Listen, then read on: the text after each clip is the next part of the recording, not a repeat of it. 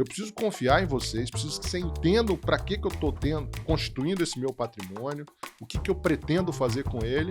E aí vocês vão me ajudar a traduzir essa sopa de letrinhas, ela até brinca assim, né? Tentar traduzir isso e proteger meu patrimônio, gerar valor e perpetuar esse patrimônio por longo prazo. Se você tirar o imposto ainda, sei lá, vai dar uns 2,5% a mais ainda, se eu não me engano, do que a poupança. Isso seria mais ou menos uns 25 a 30 bilhões de reais por ano na economia. Porque muita gente acha que às vezes quem aplica numa corretora de valores ou numa empresa de investimento como é de vocês, tem que ter um volume grande de dinheiro, não. Então, uma pessoa que tenha um recurso menor, ela consegue ter uma rentabilidade maior sem precisar correr o risco de aplicar nessas maluquices que tem por aí, né? Você sabe investir seu dinheiro? Muita gente não sabe. Hoje nós estamos aqui com 2 especialistas na área de finanças que assessoram pessoas físicas e jurídicas para aplicação de recursos, para que você possa não perder dinheiro no mercado financeiro, um mercado tão difícil de se entender. Nós estamos aqui hoje com o Paulo e nós estamos hoje com o Emerson. Sejam bem-vindos. Muito obrigado pelo convite, prazer estar aqui com você. É uma honra ter vocês aqui, porque o Emerson e o Paulo eu conheço há muitos anos, Sei. acho que mais de década já, né, Emerson? Já tem mais de década. E muito obrigado, inclusive. Para quem não conhece, o Paulo e o Emerson da Valor Investimento. A Valor é uma empresa capixaba, né, Paulo? Perfeito. Começou aqui há quantos anos atrás? A gente começou em 2002 ali. Em 2002 a gente estava arrumando a cozinha da empresa ainda para começar, né? Empreender não é fácil nesse país. Aqui em Vitória. Aqui em Vitória. E esse ano a gente completa 22 anos de estrada. Então começamos aqui no Espírito Santo. O negócio acabou crescendo. A gente começou lá atrás como uma corretora de valores mesmo, só atendendo clientes em operações de renda variável, de compra e venda de ações. Mas o negócio foi crescendo, sofisticando. Hoje a gente presta um serviço bastante completo de assessoria de investimentos e atua também nessas outras frentes, como você falou, para empresas, seja nas áreas de serviços e produtos financeiros de uma forma mais ampla, mas a essência realmente é investimentos, assessoria de investimentos. E a gente acabou expandindo para outras praças. Então a gente está hoje Rio, São Paulo, Brasília, Belo Horizonte, Goiânia, e duas filiazinhas no interior também, Brumadinho e Cachoeiro do Itapemirim. Agora me fala uma coisa, vocês agora estão numa sede nova ali na Praia do Canto, qual é o nome daquela rua, Emerson? Aleixo Neto. Na Aleixo Neto ali, ficou 660, muito bonita. 660. Tive lá, parabéns. Bacana. E aí eu queria perguntar o seguinte, Paulo, você como fundador da Valor, lá em 2002, quando você começou no seu primeiro escritório, você tinha ideia de que a Valor se tornaria o que ela se tornou hoje? Que hoje eu sei que você tem mais de 300 colaboradores pelo Brasil espalhados, e não são colaboradores assim... do primeiro emprego, são colaboradores de área técnica, gente que hoje no Brasil é difícil contratar gente, ainda mais na área que vocês atuam, porque é uma área extremamente difícil de se mexer. Como você imaginava que você ia tomar essa proporção? Jamais, né? É aquele sonho de empreender ali no início, né? Eu e um sócio fundamos a empresa, acabamos trazendo um grupo grande de pessoas para se juntar a esse sonho grande que a gente tinha. O Emerson é um deles, chegou meio como estagiário ali, né? Bem no início. Em que ano? 2008, um pouquinho antes da crise do subprime nos Estados Unidos, acho que uns 4 meses antes. Pô, que legal. Chegou com o pé quente já. Cheguei tendo uma experiência de mercado financeiro que não é muito, assim, muito comum, não. Né? Mas é bom que você na dificuldade aprende a vencer a facilidade, Foram né? 6 meses, 6 anos de escola ali. Nossa, porque ele chegou no meio do furacão, no olho do furacão. Não, foi você falou assim, a melhor coisa. Porque você não chega vendo aquele mar de rosa. Só bonança, né? Não, você chega vendo o negócio meio muito trash já, foi aquela loucura de circuit break, né? Que é a bolsa parar de negociar no dia por causa da tamanha queda que estava acontecendo. E foi interessante. Pô, que legal. Ô Paulo, me fala uma coisa. Quando você montou a Valor aqui em Vitória, você montou para atender pessoa física a princípio. Perfeito. A gente começou, como eu falei um pouquinho no início, a gente começou como... Na verdade, a gente percebia que havia um espaço para ocupar dentro do mercado de atendimento a pessoas físicas, principalmente em operações de bolsa, compra e venda de ações especificamente, e a gente queria desbravar. Existia uma corretora regional e uma participação muito tímida dos principais corretoras do eixo Rio-São Paulo aqui. A gente falou, poxa, tem espaço, acho que os clientes são relativamente mal atendidos, um atendimento bastante passivo e a gente quis fazer diferente. E aí, no início, ele empreendendo, dificuldade de captar clientes e tudo mais, a gente pegou uma ideia de uma pessoa que a gente acabou se juntando, que é o Guilherme Benchimol da XP, que tinha feito... Estava montando a XP, a gente acabou nascendo junto da XP Investimentos, no mesmo momento, acabamos virando sócios na frente. E naquele momento eles estavam tentando empreender lá no sul do Brasil ainda, a XP pequenininha, e fizeram um curso para ensinar pessoas como investir no mercado de ações. E foi uma experiência super interessante lá, eles encheram uma sala, a maioria desses clientes, alunos do curso, acabaram virando clientes da operação, e a gente, trocando sempre melhores práticas e muito próximos ali, porque a gente operava pela mesma corretora, acabou replicando esse negócio e acabou virando. E a gente percebeu que, ao invés de eu tentar rouba-monte, né, tirar clientes da concorrência, e aí vira uma guerra de preço, a gente achava que era pouco produtivo, que a gente tirava pouco valor, era justamente, poxa, vamos criar mercado? E como é que a gente criava mercado? Justamente ensinando e mostrando para as pessoas como é que funcionava o investimento em ações, os seus riscos, o que você precisava fazer para investir, o que era uma corretora, o que era a bolsa, o que você, como investidor, precisava ter de cuidado, né? Como você analisava e montava uma boa carteira de ações. E, em cima disso, a gente começou a criar mercado e foi um sucesso, o negócio cresceu bastante e o negócio foi se sofisticando. Então, do negócio de atendimento clientes, pessoas físicas em ações somente, em 2007, a XP cresceu bastante, virou corretora, acabou abrindo a plataforma e a gente começou a ter outros produtos que não só produtos de ações, fundos de investimentos, renda fixa e tudo mais.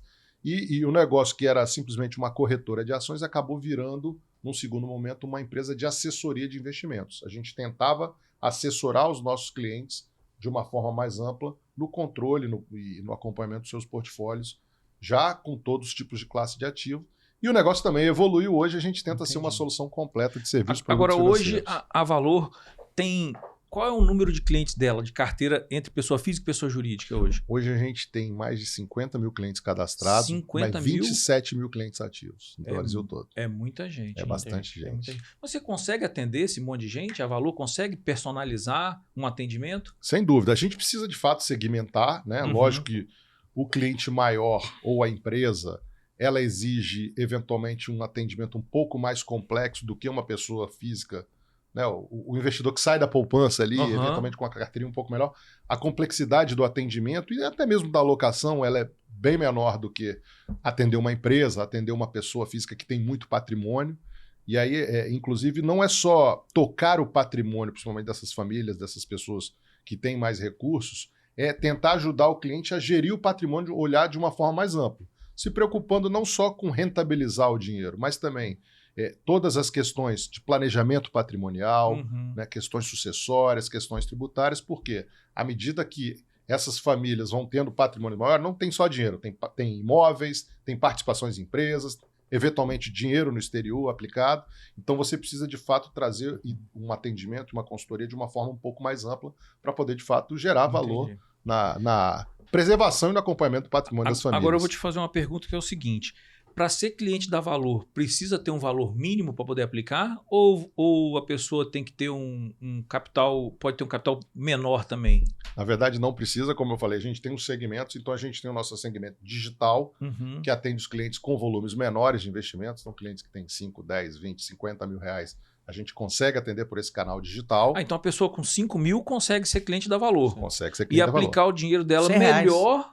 R$100. Porque você consegue comprar título público, né? E consegue aplicar melhor do que se ela fosse para um banco normal e aplicasse em poupança, vamos supor. Sim, certamente, não necessariamente tomando mais risco por conta disso. Perfeito. Sem risco também. Perfeito. Pô, que legal. Isso é uma informação importante, porque muita gente acha que, às vezes, quem aplica numa corretora de valores ou numa empresa de investimento como é de vocês, tem que ter um volume grande de dinheiro. Não. Então, uma pessoa que tenha um recurso menor, ela consegue ter uma rentabilidade maior sem precisar correr o risco de aplicar nessas maluquices que tem por aí, né? Com certeza. Assim como os bancos fazem a segmentação de atendimento, né? Você tem o cliente do varejo, o alta renda e o private, né? Da pessoa física, a gente também estruturou a empresa dessa forma. O cliente que tem tickets um pouco menores, o alta renda, eventualmente o private, como eu falei, que tem patrimônios o patrimônio um pouco mais complexo. E empresas também é um outro mundo que exige outros tipos de serviços, produtos financeiros. Então a gente segmentou e tem especialistas para atender cada tipo de cliente Pô, que de legal. uma forma personalizada, literalmente, e alinhado com os interesses, os objetivos que os clientes têm. Porque cada um tem o seu interesse diferente, né? Você tem regiões que você atua, e aí eu ia te perguntar isso agora. Como é que você faz para poder criar situações, Emerson, que você tem em Cachoeiro uma base, você tem lá em Brasília outra, você tem em Curitiba, Belo Horizonte, em São Paulo, que são coisas completamente distintas. A empresa que está em Cachoeiro, ela tem um funcionamento completamente diferente da empresa que está lá em Brasília, vamos supor. Como é que você segmenta isso no mercado? Você atende diferenciadamente? Você tem produtos diferentes para cada empresa? Primeiro, a gente tem um portfólio bastante amplo de produtos e serviços, né? A gente sempre atua de forma independente. Apesar de, por uma questão regulatória, no braço de assessoria de investimentos, a gente tem uma questão de exclusividade com a XP. Sim. A XP é uma plataforma que tem produtos de todo mundo. Então, através de uma plataforma da XP, você consegue comprar um CDB de um grande banco, um fundo das mais diversas gestoras que existem no Brasil. Não necessariamente das próprias XP. Exatamente. A XP tem uma gestora, eventualmente, pelo banco, ela emite um CDB, mas aquilo é 1 em 200 CDBs que tem disponíveis ali. Na verdade, o que você menos compra na plataforma da XP é produto da XP, se você quiser. Entendeu? Entendi. Então a gente sempre teve esse olhar independente, de literalmente sentar do mesmo lado da mesa do cliente, fazer o que é melhor para ele, sempre atendendo as questões de perfil de risco e os objetivos de curto, médio e longo prazo que esse cliente tem. Entendi. E a gente acabou explodindo isso para outras áreas. Então, por exemplo, na área de empresas, né? Não só a gente faz a vertical de investimento, não só atua na vertical de investimentos, na vertical de crédito, na vertical de operações de câmbio, operações em mercado de capitais. Então, e vocês fazem fusões e aquisições também? Fazemos operações de fusões e aquisições, assessoramos empresas a fazer esse tipo de operação. E aí, cada cliente tem uma especificidade, né? Eu tenho clientes que, por exemplo, são uma empresa de importação e exportação que tem filiais em vários países. Essa empresa, especificamente, pode me demandar uma especificidade para operações de câmbio diferente de uma indústria que só exporta um produto aqui. Então, a gente precisa ter uma gama de parceiros, fornecedores, que provém esses serviços, produtos financeiros, para a gente poder atender cada tipo de cliente de forma independente. Entendi. Eu queria perguntar para o Emerson o seguinte, Emerson. Você é uma pessoa que me auxilia muito no pouquinho que eu tenho aplicado com vocês lá. E eu sinto uma confiança muito grande, porque você me traz, assim, às vezes eu sei porque o Emerson me liga e fala assim, Júnior, tem uma aplicação assim, que está numa condição boa, saiu um título assim, e eu não entendo nada disso. Meu negócio é direito, eu não consigo entender esse mercado. Cara, é muito difícil esse mercado. Eu acho extremamente complexo e ele é muito dinâmico. Ele não é que ele é dinâmico que você fala assim, hoje é uma coisa, amanhã é outra. Não, é de manhã é uma coisa, na hora do almoço é outra, à tarde é outra, no final da noite já é outra, completamente. É um negócio que não dá pra gente acompanhar. E muitas vezes a pessoa perde dinheiro por isso, porque ele acha que ele vai mexer sem ter um assessor de investimento para poder auxiliar, poder dar o direcionamento. E aí ele perde dinheiro e fala, mas eu perdi dinheiro na bolsa. Perdeu dinheiro na bolsa, perdeu dinheiro em qualquer coisa quando ele não tem conhecimento. E eu sei que o Emerson falou, tá acontecendo isso. E eu tenho que confiar. Porque se eu achar que eu vou procurar saber o que está acontecendo para poder querer questionar, eu não vou ter tempo. Até eu estudar sobre aquilo ali, o mercado já mudou. Porque o mercado muda, é dinâmico demais.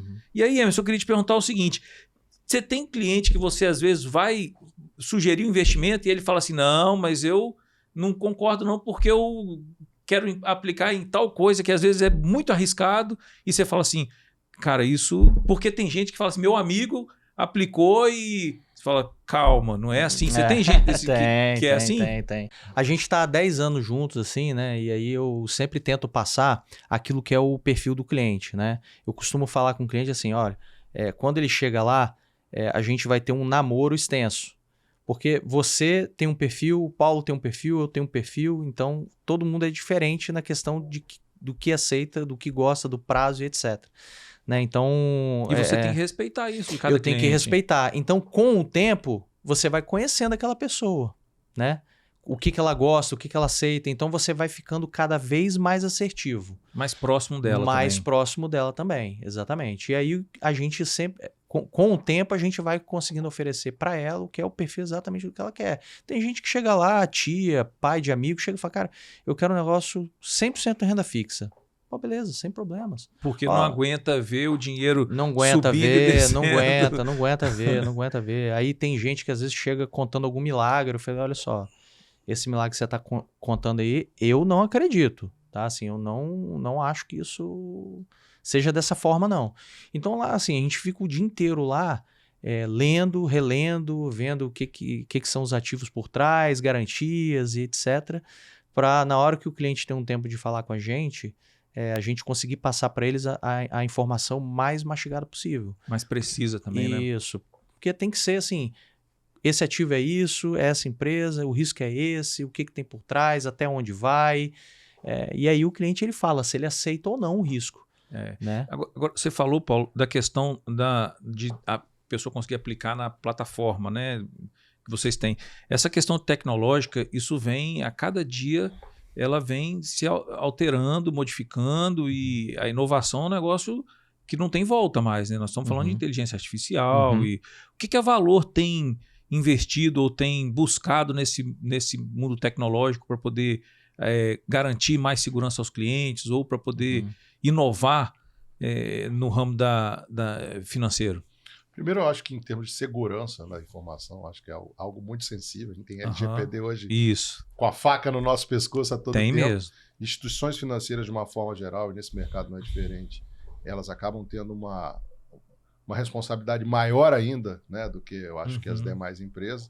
Então, primeiro, essa parte de segurança, a gente se utiliza muito disso. Outra coisa que a gente faz, né, além de tentar todo dia melhorar a experiência do cliente na ponta, né, seja com mais informação, com mais praticidade, existem umas questões regulatórias que têm que ser atendidas. Então, por exemplo, no mercado de assessoria, o cliente, todo o investimento que a gente faz para o cliente tem que ter um de acordo dele, né? Nem que seja aceitar e assinar um push pelo aplicativo. Então, quanto mais a gente melhorar a experiência do cliente nesses quesitos, melhor para todos nós. E, por outro lado, internamente, o que a gente faz é tentar melhorar a experiência do nosso time de assessoria. Por quê? Quanto mais tecnologia eu conseguir prover para essa pessoa, para eventualmente ela precisar gastar menos tempo fazendo processos internos, alimentando CRM, etc. Tal, quanto mais facilidade eu entregar na ponta para esse assessor nosso poder atender, mais tempo ele vai ter para se dedicar ao cliente, para dar atenção, para fazer o atendimento, para conhecer, né, o que o Emerson falou é super importante. Quanto mais a gente conhece o cliente, mais assertivo a gente consegue ser. Entendi, então, legal. Deixar, liberar tempo do assessor para, de fato, cada vez mais ficar na ponta ali com o cliente, prestando de fato e atendendo o cliente para atender aqueles objetivos de curto, médio e longo prazo. Como você falou, a maioria dos profissionais, das pessoas, não tem tempo de ficar vendo isso. E muitos, às vezes, não querem nem entender, né? Eu até tenho uma cliente minha que fala, Paulo Henrique, desculpa, nos meus minutos de lazer, eu quero ler sobre viagens, sobre moda, sobre sei lá o quê. Eu não quero ficar lendo o que é CDI, o que é título público, o que é isso e aquilo. Né? Eu preciso confiar em vocês, preciso que vocês entendam para que eu estou constituindo esse meu patrimônio, o que eu pretendo fazer com ele. E aí vocês vão me ajudar a traduzir essa sopa de letrinhas, ela até brinca assim, né? Tentar traduzir isso e proteger meu patrimônio, gerar valor e perpetuar esse patrimônio por longo prazo. Mas você falou uma coisa importante, confiança aí, né? Sim, essa é uma relação de muita confiança, né? Sem dúvida. Porque muita gente coloca na empresa, na Valor, em outra empresa de mercado, todo o patrimônio dele, que ele conquistou ao longo de uma vida, né? Perfeitamente. Então, assim, se não tiver confiança, a coisa não anda. Eu acho que o crescimento de vocês, ele é muito baseado nisso. Por isso que vocês estão do tamanho que vocês estão hoje. A gente é muito diligente com isso, a gente sabe. Pô, ali tem suor de muita gente, de muitas famílias, que foi a constituição desse patrimônio ao longo do tempo. Sabe, poxa, que trabalhar não é fácil e fazer dinheiro também não é fácil, né? Então foi tudo conquistado com muito suor. Então se a gente não for muito diligente com isso, né, poxa, de nada vale todo esse trabalho. E é muito importante porque a nossa maior forma de captação de clientes não é fazendo propaganda, outdoor, Instagram e tudo mais. É indicação dos próprios clientes que a gente tem. 70%. Então, do boca a boca. 70% é a indicação do próprio cliente. E isso é muito forte, porque às vezes quem indica e quem recebe a indicação, dependendo da pessoa, tem muito mais valor do que uma propaganda que ele vê num jornal. Mais. Entendeu? Tá afiançado ali por uma pessoa que ele tem confiança. E assim, Júnior, não é fácil você construir isso. Não, eu sei Essa que não. confiança e credibilidade demora muito tempo a ser construída. Mas uma vez que isso Ela está estabelecida, está né? estabelecida, aí você assim começa a voar muito. Não, assim, e aí entendeu? eu vou falar uma coisa. Nós estamos falando de mais de 2 Acho décadas que é de... muito parecido com o seu mercado. É muito parecido. isso aí, Advocacia isso que eu é ia muito falar. isso O também. cliente Muito. satisfeito, ele te indica um É, outro. é e por aí muito, vai. muito parecido. Eu acho que o profissional liberal, assim, o médico também, né, o Perfeito. contador, é muito assim de confiança. Agora eu vou te falar uma coisa. 2 décadas de sucesso que vocês têm ao longo desse mercado, que é um mercado completamente, eu falo porque tem muita gente que aparece, some nesse mercado, porque aparece trazendo esses milagres que ninguém acredita. Muita gente acredita, cara, e investe e perde dinheiro. De vez em quando você vê o cara falando assim, ó, corretora fechou não sei aonde, o fulano ficou... Isso é normal acontecer. E vocês estão há 2 décadas de crescimento exponencial e com sucesso e passando por crise, porque você falou de 2008. Mas nós tivemos... Foi 2013? Nós tivemos outra crise também? Quando eu entrei na empresa, Júnior, em 2008, a gente tinha mais ou menos uns 80 milhões de custódia, a empresa toda. A empresa toda tinha 80 milhões de custódia, eu acho que eram 16 pessoas na empresa, 15 mais ou menos. E para a época era muito grande. Tá? A gente continua sendo, mas para outros escritórios do XP, se eu não me engano, a gente é o Alta Vista é mais antigo que a gente? Não, a gente é o mais A antigo. gente e a Alta Vista, a gente é o escritório mais antigo da XP. Depois, Em operação. Em operação. Então, quando a gente começou, tinha 80 milhões. Eu comecei, tinha 80 milhões de custódia. Para passar o primeiro bilhão, E hoje é quanto? hoje a gente pouco tem mais de 13 bi. 13 quase bi. 13 bi? 13. Graças a Eita! Deus. Para chegar no primeiro bilhão, a gente foi em 2016. Por aí. 2016. No primeiro bilhão.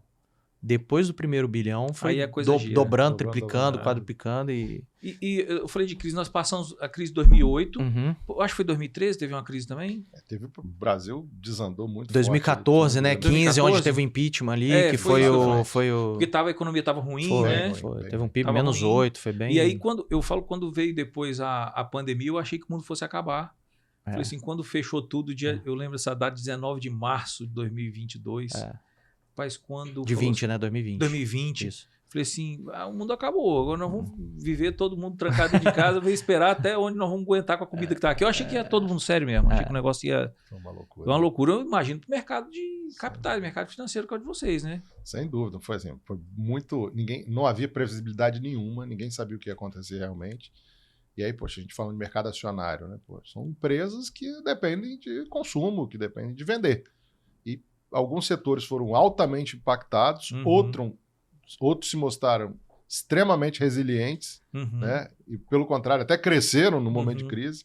E aí, quando você olha ativo, você tem comportamentos mais diversos. Então, foi justamente assim, a gente falou muito. Eu acho que na crise a gente cresceu bastante, por incrível que pareça. É mesmo. Acho que a turma em casa, e a gente batia muito nesse pé. Eu lembro que a gente, todo mundo, né, no Zoom ali, porque não podia fazer reunião presencial e tudo mais.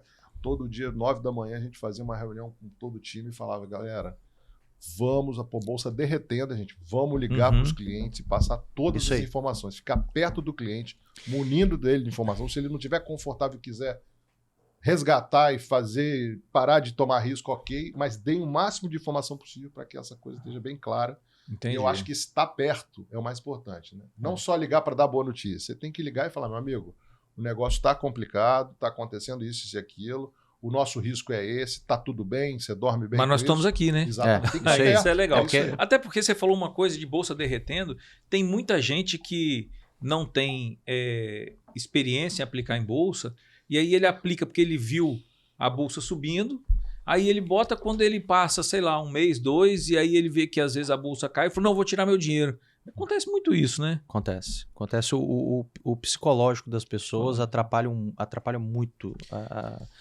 essa parte de... As pessoas perdem mais dinheiro por causa do psicológico ali, de bolsa, da agonia, do estômago, que não tem, às vezes, ver o negócio cair, ou da paciência de esperar o negócio ir pro preço certo, do que propriamente olhar porque no Brasil nós não temos aquela cultura de aplicar em bolsa, como nos Estados Unidos. Porque nos Estados Unidos, aqui o pessoal abre poupança para o filho, né? Nos Estados Unidos, eles abrem uma conta para aplicar em bolsa. O cliente conservador americano ele tem uma parte de 10 a 20% do seu portfólio em ações. Em ações. Né? Tudo bem que é uma economia muito mais previsível, Uhum. existe menos volatilidade em termos de preço, Uhum. né? Mas de qualquer maneira, aquela parcela do longo prazo são ativos de mais risco, geralmente empresas e tudo mais, e aqui no Brasil realmente, eu acho que por conta do histórico inflacionário que a gente tem, juros muito elevados, e aí o custo de oportunidade de se investir no mercado de ações ele fica um pouco prejudicado, né, pelos juros muito altos, né? Você sempre faz aquela comparação, não, vou botar dinheiro a 15% ao ano, para que eu vou tomar risco, né? Então acho que tudo isso contribuiu para o brasileiro ter pouca exposição em renda variável. Entendi. Né? Mas eu acho que isso está mudando ao longo do tempo, as pessoas estão tendo mais consciência. E essa questão de entender o investimento. Quando você vai investir em ações, no final do dia você está comprando a participação de empresa. Se essa empresa crescer, se ela der resultado, no longo prazo isso vai aparecer no preço. Né? E a gente, quando compra um negócio ou entra numa atividade produtiva, a gente não está comprando para daqui a 2 semanas, um mês ganhar dinheiro. Esse é o problema de quem amadurecer, né? Maturar esse investimento ao longo de anos. Então, quando você para e analisa, as pessoas que têm a disciplina de fato, poxa, isso é investimento de longo prazo, está aqui, está assado. Não que você tem que comprar e esquecer, não é isso. Você tem que monitorar ao longo do caminho, porque você tem setores que vão melhor, pior, empresas que vão melhor, pior, você tem que fazer essas correções de curto prazo. Mas, de fato, quando você tem essa perspectiva e tem essa disciplina de seguir, as pessoas geralmente são vencedoras nesse mercado. Agora me fala, a gente falou do mercado externo, você assessora alguém, a pessoa quiser comprar ações na bolsa fora do Brasil, nos Estados Unidos, ela consegue comprar através da Valor? Consegue. A gente tem algumas parcerias com algumas corretoras e bancos internacionais para fazer essa alocação dos clientes lá fora. E está virando cada vez mais também popular, mais cultural do brasileiro. Até pouco tempo, cerca de 3% dos brasileiros só tinham investimentos no exterior. Esse número está aumentando. Lógico que esse mercado era um pouco restrito, principalmente para os clientes que tinham muito dinheiro. Para você abrir uma conta lá fora, os bancos exigiam pelo menos $1 milhão, etc. Tal. Mas vieram algumas plataformas, corretora própria XP foi precursora nesse caminho, de montar plataformas em aplicativo. Você abre uma conta pelo aplicativo, super simples, manda o dinheiro, traz o dinheiro, compra. Então está virando cada vez mais fácil, popular, por conta da tecnologia. Hoje você tem os bancos digitais que tem conta. Você tem o Inter, tem a Nomad, tem um monte de banco que você abre conta lá fora. A XP também tem essa. Tem também. Pô, isso é legal. Mas o dinheiro fica lá fora ou o dinheiro fica aqui? E só dolarizado? Fica lá fora e você compra títulos lá fora, sejam ações, sejam fundos de investimentos, seja títulos de renda fixa, enfim. Fica lá fora, custodiado lá, você declara no teu imposto de renda, tudo certinho, não tem nada de legal. Não, muita tudo gente declarado. Acha que mandar dinheiro para fora, né? Mas você declara no teu imposto de renda, compra, recebe a rentabilidade. Eu sempre falo assim, grande parte do que a gente consome está atrelado à moeda forte. Então, se o dólar vai para R$8, esse telefone vai ficar mais caro, o vinho que eventualmente você toma vai ficar mais caro, as viagens que eventualmente você faz vão ficar mais caro, o intercâmbio do filho, né? Então, se tudo que eu tenho de ativo, minha empresa, minhas aplicações financeiras, meus imóveis e tudo mais, está denominado em real e aqui, e uma parte relevante do que eu consumo está atrelada à moeda forte, tem algo que não está casado aí. Entendi. Então, a gente sempre foi defensor do cliente ter pelo menos 10, 20, 30%, quem sabe, depende, lógico, do perfil dos objetivos, ter dinheiro atrelado à moeda forte para justamente proteger poder de compra no longo prazo. E dependendo do volume e do apetite do cliente, ter esse recurso lá fora, que não deixa de ser mais uma proteção. Você está numa economia, num mercado regulado, estável, Estados Unidos, na Europa, enfim. Então, acho que dá uma tranquilidade e é patrimônio, né? Eu acho que a diversificação de patrimônio ela é sempre importante. E consegue aplicar lá com uma rentabilidade boa? Porque os juros aqui é muito alto no Brasil, né? Lá fora você consegue alguma coisa parecida com o que tem aqui hoje? Consegue, Emerson? Consegue em termos, né? Porque assim, você tem que, quando você manda dinheiro lá para fora, você tem que olhar o patrimônio em dólar. Né? Eu lembro assim, quando eu entrei, o dólar era 1,65. Né? Aí teve a crise de 2008, o dólar acho que chegou a quase 2,40, voltou um pouco, ficou 2,20 ali e tal. Teve até empresa muito grande que quebrou nesse período, né? Por causa do câmbio. Mas assim, o seu patrimônio ele está dolarizado, você está protegido de uma eventual, vamos dizer assim, problema numa economia brasileira, por mais que seja grande. Sempre tem essa questão do risco fiscal, uma questão política, uma questão... A gente sempre está ali tendo beira de abismo, né? Tinha a época de 2020, ali teve a questão da Previdência, que tinha que fazer uma reforma, agora tem questão fiscal, tem a questão tributária que vão fazer uma reforma, como que isso vai ficar? Então, tudo isso é uma dúvida. Entendi. Né? Então, lá fora você tem uma economia, como o Paulo falou, que é muito mais constante, né? Por mais que tenha alguns problemas ao longo do tempo, ela é muito mais constante. E, pô, olha o dólar hoje, 5,50, né? E além disso, a gente tem que olhar sempre a rentabilidade real. Isso. Né? Que é a rentabilidade nominal, que é aquela taxa que a gente compra o título, etc. Tal, desconta da inflação. Que de fato é quando você está ganhando de poder de compra acima da inflação. E aí quando a gente olha no Brasil, sei lá, você tem 12% de juros, 10% de juros, como a gente está agora, mais ou menos, e você tira uma inflação de 4%, no final você está tendo uma rentabilidade real de 6%. Entendi. Né? 10 menos 4, 6. Então eu estou ganhando de poder de compra acima da inflação. A gente está no momento lá fora que os juros estão bastante elevados. Né? Os Estados Unidos aumentou os juros nos últimos tempos. Então, tem títulos lá fora que estão pagando eventualmente, de empresas brasileiras estão pagando eventualmente mais taxa do que o mesmo título da mesma empresa aqui. Ah, é? Então, está no momento ímpar para se investir em renda fixa, em dívida lá fora. Né? Aí lá você vai ter, mas eu aplico num título do Itaú lá fora e paga 5%, 6% ao ano. Né? Mas você vai ter dólar mais 6%. E eu acho que no longo prazo, ter dólar mais 6% é melhor do que ter inflação mais 6%.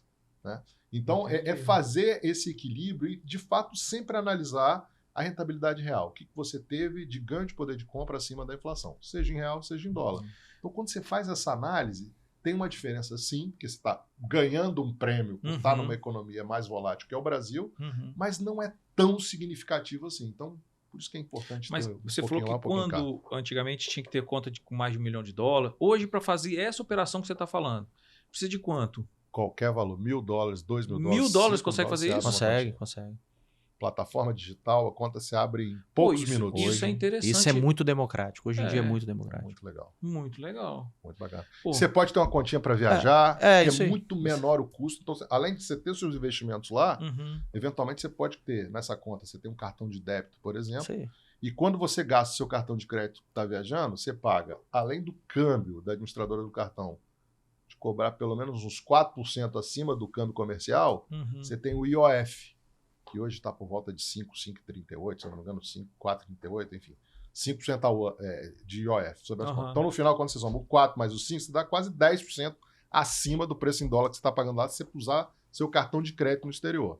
Se você usar o seu cartão de débito da sua conta internacional, você vai fazer uma remessa, vai pagar um spreadzinho de câmbio de 1%, mais ou menos, e vai pagar um IOF só de 1%. Então, no final, você está trocando 10 quase por 2. Entendi. Né? Então, é muito mais barato. É interessante ter essa continha. Você pode deixar um dinheiro lá, rendendo, etc. Eu vou viajar, quero usar um pouquinho desse dinheiro. Vou viajar para os Estados Unidos. Você vai e usa seu cartãozinho de débito lá nas mais seguro também, né? Porque você não tem que ficar levando papel, dinheiro, esconder na mala do hotel. Você tá no hotel, você fica levando papel. Não, aqui você leva um cartão. Nem cartão você leva mais, que hoje em dia você tem no celular digital. É verdade. Muito melhor. E me fala uma coisa, vocês falaram que sobre aplicação no mercado hoje, qual a grande massa das aplicações do brasileiro, pessoa física, ela é em poupança hoje? Tem uma parte significativa em poupança. Hoje tem mais ou menos de investimentos, em geral, uns 7 trilhões de reais. 7 trilhões na poupança? Não, na poupança não, em geral. Em geral. 1 trilhão está na poupança. E aí, quando você pega esse volume e você faz uma conta, é o seguinte, a diferença da poupança e colocando numa LFT, tirando da poupança, colocando numa LFT, que é um título público federal, seguro, né, e etc. Com menos risco que a poupança. Do próprio governo. Do próprio governo, com menos risco que a poupança. Se você tirar o imposto ainda, sei lá, vai dar uns 2,5% a mais ainda, se eu não me engano. Do que a poupança. Do que a poupança. Isso seria mais ou menos uns 25 a 30 bilhões de reais por ano na economia. Então, realmente tem uma ineficiência muito grande, né? O Brasil sempre teve um histórico muito alto de juros, então o brasileiro sempre foi um pouco preguiçoso para investir. Sempre foi cômodo. Você tinha um investimento com taxa de juros super elevado, com liquidez, em qualquer momento você saca, e com risco muito baixo, né? Uma LCI, uma LCA do bancão, um título público federal, etc. E tal. Então a gente majoritariamente sempre investiu em renda fixa. Fora essa atrocidade da poupança, desse dinheiro empossado aí que as pessoas, Isso por aí. desconhecimento, deixam lá. Tá? Entende que a Verdade. poupança é o porto mais seguro e, na verdade, não é. Então, vamos dizer, nesse 7 tri, né, que o Emerson acabou de falar, Aham. você tem uma parte relevante de poupança, mas os outros 6 tri, uma parte muito relevante está em renda fixa ainda. Poucos ativos ligados a risco ou ligados a investimentos que financiam a atividade produtiva. Por quê? Mesmo dentro da categoria de renda fixa, você tem alguns títulos que são emitidos pelas empresas, por exemplo, a Vale do Rio Doce, ela pode emitir uma debenture, que é um título de dívida, e você, como investidor, pode comprar esse título para 5, 10 anos, pode vender eventualmente no mercado secundário se você precisar, e aí no final do dia você está financiando a atividade produtiva. E não comprando um título para financiar a dívida pública. Entendi. Então acho que tem uma desinformação e, de novo, por conta do histórico, acho que as pessoas nunca se preocuparam em comparar, sempre ficaram acomodados no tradicional. E tem um renda detalhe fixa. interessante, Júnior, muito desses títulos de debênture, crédito privado que a gente chama, eles são isentos de imposto de renda. Aham. Que é uma vantagem tributária, assim, muito absurda quando você está falando de longo prazo. Porque se você vender o título no meio do caminho, ou se você receber os juros anual ou semestral, que seja do título, ele é isento. Não importa o período que você está no título. Então, isso é uma eficiência. Assim, a gente estava falando aqui no começo sobre não só olhar assim, como eu consigo ter mais rentabilidade, mas, poxa, como é que eu consigo ser mais eficiente tributariamente? Porque, assim, qualquer percentual faz uma diferença muito grande. Sim. Muito grande. Assim, porque as pessoas não imaginam, mas o imposto de renda sobre uma aplicação é 27,5%. E aí você fala assim, sobre o rendimento. Quando você tem alguma coisa isenta, é quase 1/3 do que você vai... É muita coisa. Mas a pessoa acaba não tendo a assessoria financeira que deveria ter e acaba aplicando mal aplicado. E aí depois qualquer 0,10% todo mês, quando você bota nos juros compostos e olha isso 10 anos... Não, no final não. Isso é uma diferença... É muito grande. Ô, Júnior, assim, tem muita diferença mesmo. O pessoal acha que, mas 0,5% a mais, 1% a mais é nada.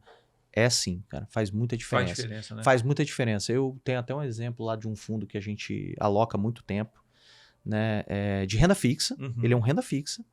E assim, tem um pouquinho mais de risco, chegou em alguns momentos ter um pouquinho de problema com alguns títulos, o que é normal para o tipo, para a categoria.